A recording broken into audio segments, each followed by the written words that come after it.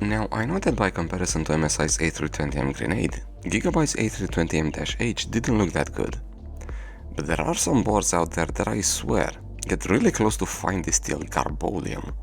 Unfortunately, the Asrock A320M-DVS is one such board, and amazingly, this cost me the most out of all A320 boards that I worked on. I have mixed feelings about it, and I'll give more details on that in the conclusion section. Let's jump straight into the VRMs you saw on this board, and it doesn't take a good eyesight to notice the missing heatsinks. This then allows you to see all 6 phases in all their horror. If the North Bridge phases use a good topology with 2 MOSFETs for the high side and 2 for the low side, the manufacturer opted for a single MOSFET for high side and a single MOSFET for the low side for the 3 core and 1 SoC phases. And I guess the math makes sense, you do save 4 MOSFETs for a total of, what, $2?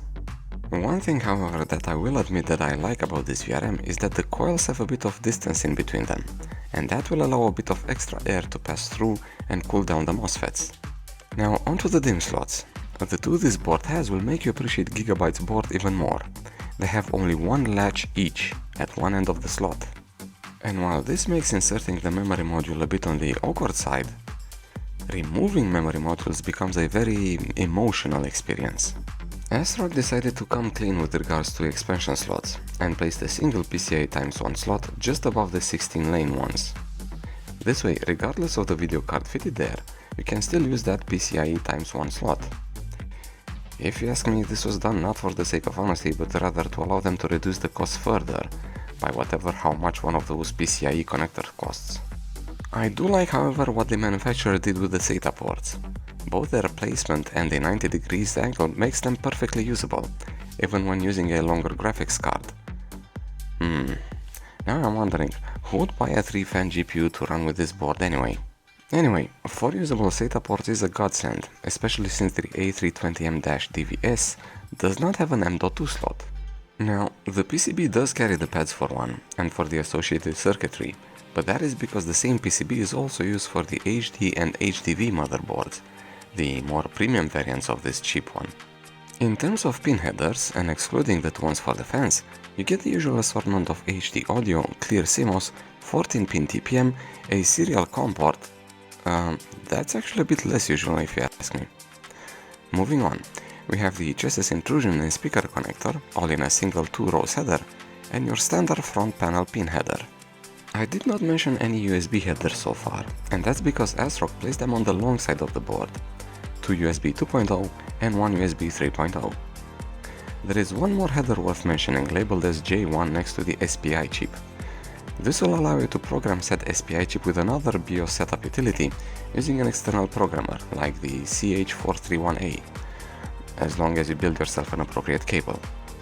When it comes to supporting APUs, Asrock opted for DVI-D and VGA for this board's rear I/O.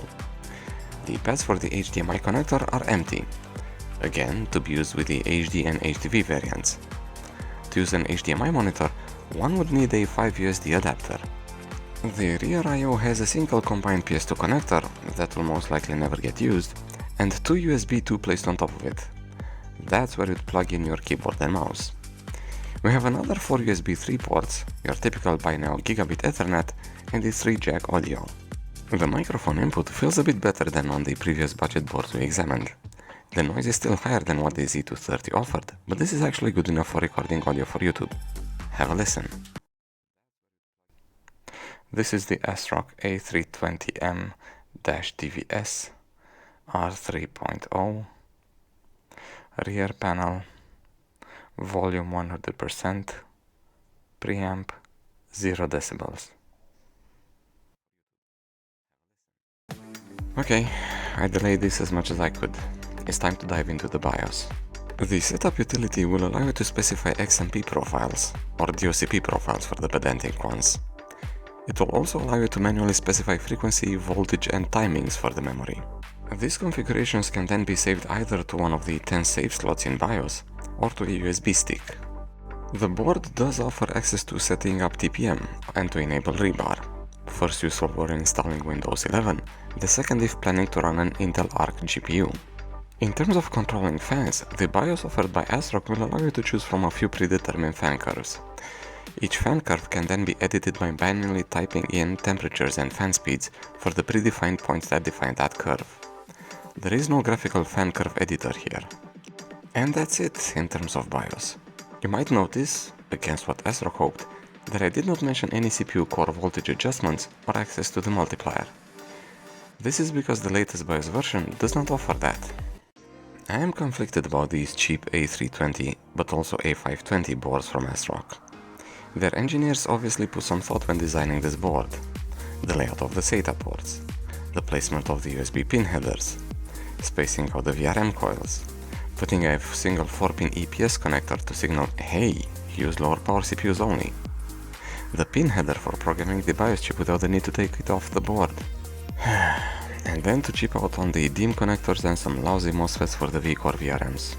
Add to that a BIOS that is too convoluted and with pretty bad defaults, and you get this board, probably intended for someone that just wants the cheapest way of connecting a CPU, a GPU, RAM and storage together. I bought the A320M-DVS as defective, and I paid twice as much as I paid for the also defective A320M Grenade from MSI.